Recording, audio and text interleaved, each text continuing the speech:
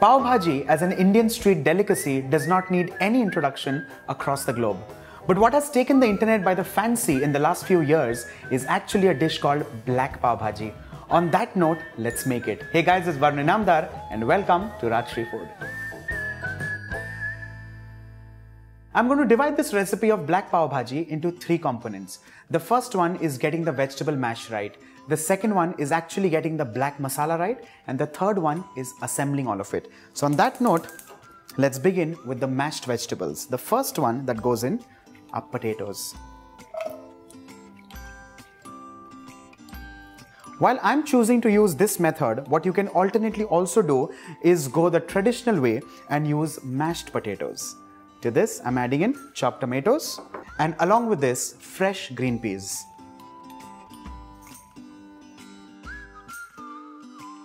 The next thing that goes in is some water and finally, salt. You need to be reasonable with the amount and quantity of salt because remember, Pav Bhaji also uses butter, which is salted. Let's move this on the next burner and begin with making our special black masala for the Black Pav Bhaji. Some bay leaves to begin with. Following this up with fennel seeds. To this, I'm going to add in black cardamom seeds. I'm just going to open this lightly. Some black peppercorns, some cloves, cinnamon stick, which again I'm going to break. And last but not the least, lichin or stone flour, which actually is the main flavor of the Black Pav Bhaji. We need to do this on medium flame and not on high flame because what we need to do is release all the essential oils of the spices and not burn them. Once the masalas are well roasted, I'm going to add in three critical ingredients. The first one is coriander powder. I'm following this up with cumin powder. And finally, Amchur or raw mango powder. The whole spices along with the powder spices need not be roasted more than 30 seconds after addition of the powders. Transfer this so that it cools down completely to room temperature. Just like the flavor of stone flour, another flavor that's extremely important for the Black Pav Bhaji is actually a dried coconut. We need to roast this on a high flame so that the coconut kind of gets charred on the outside and is full of flavor.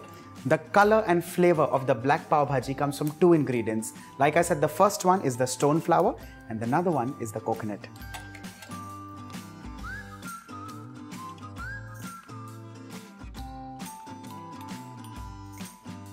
The coconut has turned nice and charred. Allow this to cool down completely. The roasted spices have cooled down completely. Let's transfer this into a grinder. And along with this, a charred coconut.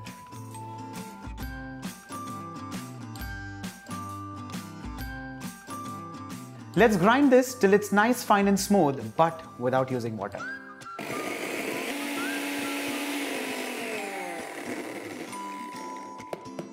Let's give this a check. Well, this now has converted into a nice and smooth powder.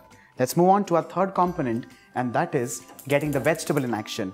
For that, I'm using the same pan in which I roasted the spices. The first thing that goes in this is some salted butter.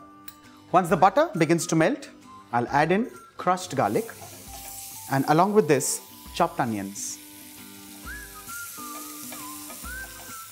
We need to saute this on a high flame till the onions kind of turn translucent in color. Time to add in the capsicum, in this case, the green one. Chop it up nicely, finely. Allow this to cook on high flame, and while that's cooking, let's add in our black masala. Well, you would have noticed that in this recipe, we have not used the Pav Bhaji masala the same way that I did not use in the earlier Pav Bhaji that I'd shown you. Pav Bhaji masala generically has 4 ingredients. It has red chili powder, it has turmeric, it has amchur for that sourness, and it has garam masala. In this case, because it's a Black Pav Bhaji, we are completely omitting the red chilies, and in this case, we have actually increased the quantity of black pepper for that nice punch.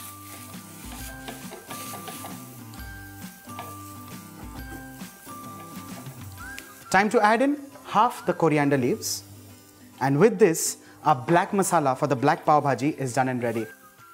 The potato, tomatoes and green peas have perfectly cooked and become nice and soft. Let's mash this using a potato masher.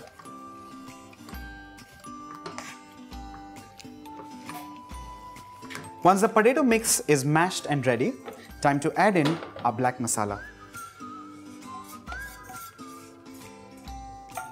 With this, we also need to add in some water.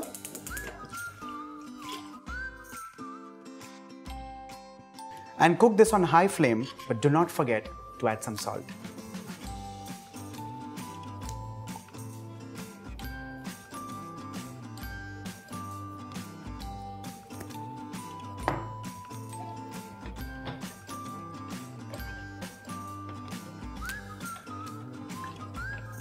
And once this mixture comes to a boil, your black pav bhaji is ready. And this is served with chopped onions, lemon juice and butter pav. So on that note, let's make butter pav. For that, I'm going to of course slice a pav in half and pan sear it with lots of butter. And for this, I'm actually using the same pan in which we had roasted the spices, so the pav absorbs all the flavor. Finally, let's serve the black pav bhaji.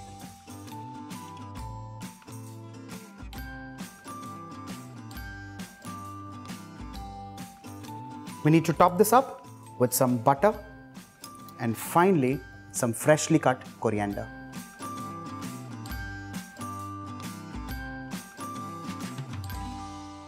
Try this, eat this, and I'm sure you'll crave for more. And for the ones who do not know about this, go all out and impress them. Do not forget to like and share the video and subscribe to Rajshri Food.